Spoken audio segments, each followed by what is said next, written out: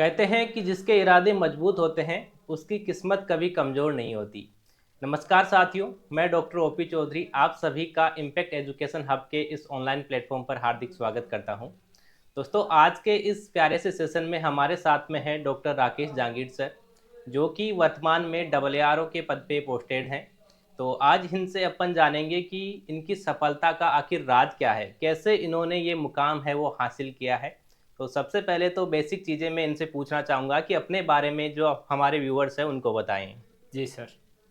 नमस्कार, मेरा नाम राकेश जांगीड़ है। मैं मालपुरा तहसील के एक छोटे से गांव से बिलोंग करता हूं और मेरी स्कूली जो शिक्षा प्राप्त हुई है वो सरकारी स्कूल से प्राप्त हुई है। उसके बाद में मेरी जो बीएससी है वो झालावाड़ कॉलेज से हुई है, जो कि उद्यान विज्ञान में हुई है। उसके बाद में मैं मास्टर के लिए गुजरात चला गया। गुजरात में आनंद एग्रीकल्चर यूनिवर्सिटी से मेरे मास्टर कंप्लीट किया। उसके बाद में मैं हायर एजुकेशन के लिए आईआरआई नई दिल्ली चला गया। अभी रिसेंटली मैं सहायक कृषि अनुसंधान अधिकारी के पोस्ट पे कार्यरत हूँ, जो कि राजस्थान सरकार का एक स्पेशल ब्रांच पोस्ट होता है। जैसे एंटोमोलॉजी का होता है, पैथोलॉजी का होता है, एग्रोनॉमी, सॉइल साइंस, ऐसे एक सब्जेक्ट का पोस्ट होता है, उस पर मैं कार्यरत हूँ। तो सर, जैसे आपने बताया कि आपकी स्कूलिंग है वो एक सरकारी स्कूल से हुई है। जी सर। इसके अलावा आपने जो ग्रेजुएशन है या पोस्ट ग्रेजुएशन है वो भी अच्छी कॉलेज से, अच्छी यूनिवर्सिटी से आपने की है। जी तो सर। उसका राज क्या है? एक मिडिल क्लास फैमिली से बिलोंग करने वाला स्टूडेंट, या अपन कह सकते हैं कि गाँव से निकलकर आप इतनी अच्छी अधिकारी वाली पोस्ट पे आप आज पहुंच चुके हो। जी सर। और मुझे जहाँ तक पता है, इससे पहले भी आप किसी और पोस्ट पे कार्यरत थे गुजरात के अंदर। जी सर। हॉर्टिकल्चर ऑफिसर सर थे, यस गुजरात सर। के अंदर पोस्टेड थे। काफ़ी 3-4 सालों तक इन्होंने उस पर काम किया है। Yes sir. और रिसेंटली शायद आपका यहाँ पे डब्ल्यू के पोस्ट पे यहाँ पे आपका सिलेक्शन हुआ है। Yes sir. तो मैं आपसे जानना चाहूँगा कि ये जो आपकी सफलता है, आखिर इसका राज क्या है कि कैसे एक गवर्नमेंट स्कूल का स्टूडेंट है वो यहाँ तक पहुँचा? क्योंकि आजकल आपने देखा होगा कि हम लोग क्या करते हैं, जो हमारे बच्चे होते हैं या हमारे जो रिलेटिव हैं, आसपास भी आपने देखा होगा, जी सभी सर। लोग क्या करते हैं कि इंग्लिश मीडियम या जो अच्छी प्राइवेट स्कूलें होती हैं उनमें एडमिशन करवाते हैं बच्चों का। तो जी उसके सर। बारे में आप क्या कहना चाहोगे?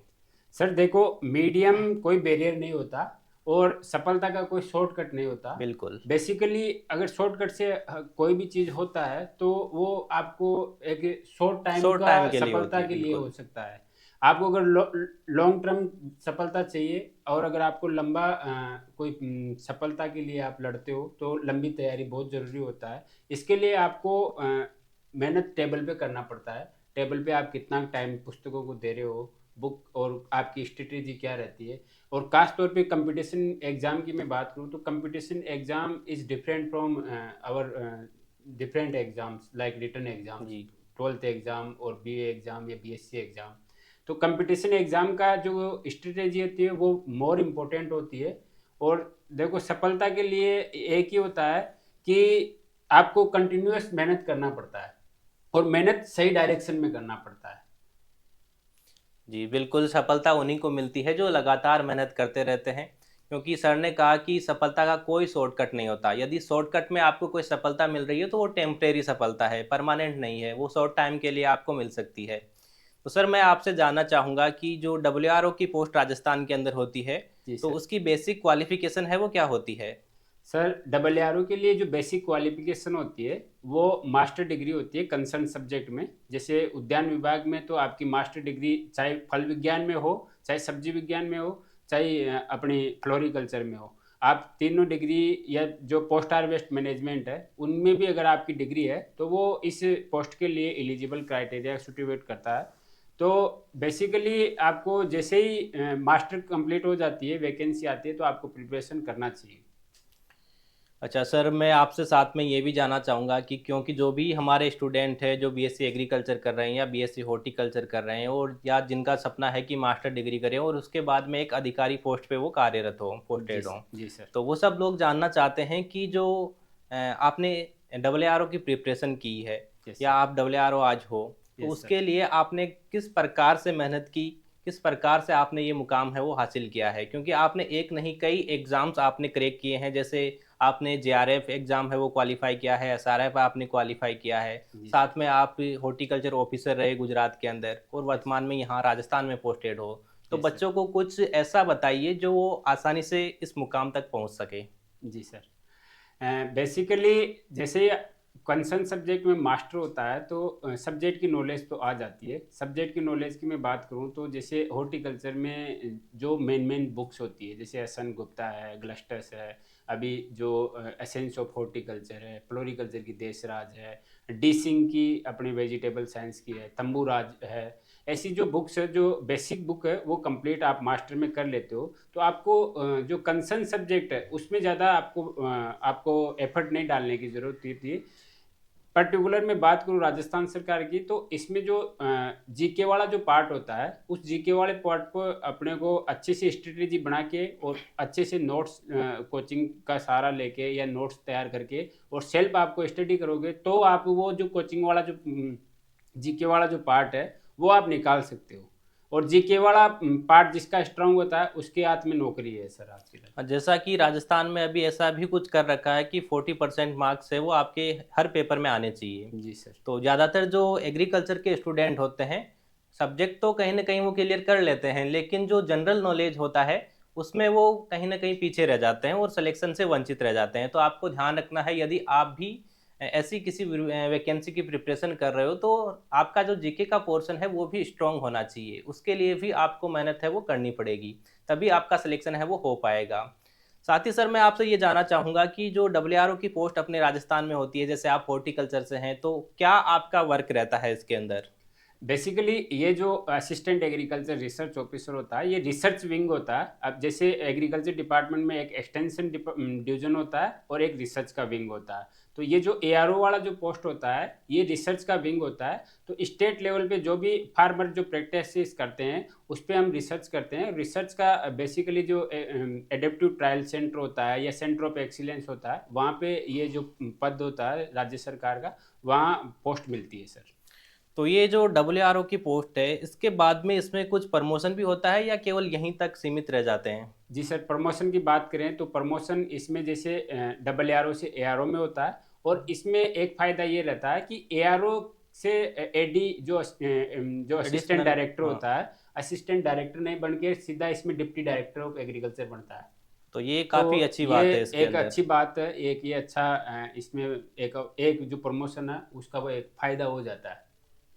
तो ये तो बहुत ही अच्छी बात है, जो भी स्टूडेंट है वो इसकी प्रिपरेशन करना चाहते हैं उसके लिए ये खुशखबरी भी आप मान सकते हो। जी। साथ में हमारे जो स्टूडेंट्स प्रिपरेशन आजकल करते हैं, जैसे आप ही मान लो, आपको भी पहले ये, क्योंकि आजकल अपन मिडिल क्लास फैमिली से बिलोंग करते हैं, कि तो हमारे परिवार की या हमारे जो रिलेटिव हैं या जो अपनी भी है, कि अपनी जो नीड्स है, आवश्यकताएं हैं, वो काफ़ी बढ़ चुकी है। एक छोटे वेतन के अंदर अपना काम है वो नहीं चल पाता है, गुजारा नहीं हो पाता है। तो स्टूडेंट की ये इच्छा रहती है कि इसके अंदर सैलरी है वो कितनी मिलती है। तो हमारे स्टूडेंट भी आपसे ये जानना चाहते हैं कि सर इस पोस्ट की जो सैलरी है, इस पे यदि कोई पोस्टेड होता है तो कितना उसको वेतन है वो मिलता है? सर अगर सैलरी की मैं बात करूं तो सैलरी जैसे फर्स्ट ग्रेड की ये जॉब होती है, एआरओ और डबल आरओ दोनों फर्स्ट ग्रेड के अंदर आता है, और एक जी। गजेटेड ऑफिसर में ये पोस्ट आती है।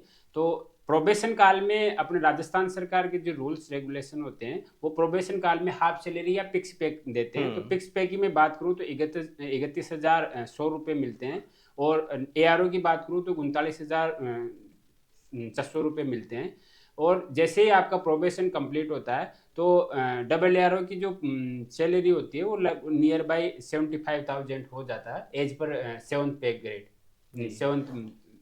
तो ये काफ़ी अच्छा सैलरी है, 75,000 है वो, अच्छा अपन इसको मान सकते हैं। जी सर। और ऑफिसर ग्रेड की वैकेंसी होती है, साथ में आप गजेटेड ऑफिसर है वो बन जाते हो, अच्छे इसके अंदर प्रमोशंस हैं। तो जो भी स्टूडेंट है वो प्रिपरेशन करना चाहते हैं, तो जैसे सर ने कुछ बुक्स भी प्रेफर की है तो उनको भी वो पढ़ सकते हैं। इसके अलावा सर मैं आपसे ये भी जानना चाहूँगा कि कौन कौन से ऐसे सब्जेक्ट हैं जिनसे मास्टर डिग्री आपने कर ली, एग्रीकल्चर से रिलेटेड है, और उनके अंदर ये वैकेंसी है वो आती है? बेसिकली जो अपने मेजर सब्जेक्ट होते हैं जैसे एग्रोनॉमी है एग्रोनॉमी। और सोइल साइंस है, हम्म। एंटोमोलॉजी है, पैथोलॉजी है, बॉटनी जैसे ब्रीडिंग वाली जो पोस्ट होती है, और उसके बाद में अपना हॉर्टिकल्चर, ये जो 6 सब्जेक्ट होते हैं इन 6 सब्जेक्ट का एआरओ प्लस डबल एआरओ दोनों पोस्ट राज्य सरकार निकालती है, आरपीएससी के द्वारा इसका रिक्रूटमेंट करवाती है। और मैं बात करूँ रिक्रूटमेंट की जो फ्रिक्वेंसी होती है वो लगभग 2 या 3 साल में एक बार वैकेंसी आती रहती है सर। तो काफ़ी जल्दी-जल्दी है वो जी रिक्रूटमेंट सर। इसके अंदर होता रहता है, तो एक अच्छा स्कोप अपन मान सकते हैं, जो भी सब्जेक्ट आपने एग्रीकल्चर से रिलेटेड बताए हैं। जी सर। तो जिनके अंदर ये पोस्टें हैं वो लगातार आती रहती है, जैसे 1-2 साल के पीरियड में ये पोस्टें आपको देखने को मिल जाती है। तो जो भी स्टूडेंट इन सब्जेक्ट से मास्टर डिग्री कर रहे हैं, तो वो इनकी प्रिपरेशन कर सकते हैं। लास्ट में सर एक लाइन में आपसे ये भी पूछना चाहूँगा कि जो भी हमारे स्टूडेंट है, किसी भी कॉम्पिटिटिव एग्ज़ाम की वो प्रिपरेशन कर रहे हैं, चाहे एसआरएफ हो, चाहे जेआरएफ हो या अदर कोई जैसे डबलएओ हो, एग्रीकल्चर ऑफिसर हो, एआरओ हो, डबलएआरओ हो या और कुछ हो। तो ए टू जेड एक सिंगल लाइन में आप उनको क्या मैसेज देना चाहोगे कि वो किस प्रकार से अपनी प्रिपरेशन है वो करें? देखिए, आजकल स्मार्ट तैयारी की ज़रूरत होती है, क्योंकि जो पुराना जो मेथड होता है उससे सफलता नहीं होती, क्योंकि हाँ, बिल्कुल। आजकल जो मॉक टेस्ट होते हैं या आपको कौन सा टॉपिक पे ज़्यादा जोर डालना है, कौन सा टॉपिक आपको उसको डिनाई करना है, उसको नहीं पढ़ना, तो सिलेबस के अकॉर्डिंग पहले तैयारी करना है, पहले सिलेबस उठाना है। किसी भी पोस्ट की तैयारी के लिए सिलेबस बहुत ज़रूरी होता है और सिलेबस के अकॉर्डिंग ही पढ़ना है। ऐसा नहीं बुक लिया है और बुक को पूरा ही छान मारना है, बुक नहीं पढ़ना है, पहले सिलेबस देखना, सिलेबस के अकॉर्डिंग उसको प्रिपेयर करना है और आपका जहाँ पे वीक पॉइंट है उस पे ज़्यादा ध्यान देना है और आप मॉक टेस्ट के अपना इवैल्यूएशन खुद करो, तब पता लगेगा कि अपना लेवल कितना है।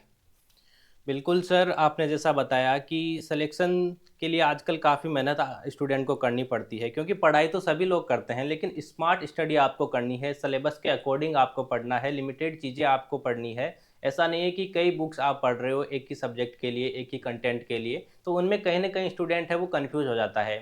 तो लगातार आपको मेहनत करते रहनी है, एक दिन में सफलता नहीं मिलती है, जैसा कि अपन ने प्रीवियस में भी बोला है कि सफलता है वो एक दिन में नहीं मिलती, ये कई दिनों की या लगातार मेहनत का रिजल्ट होता है।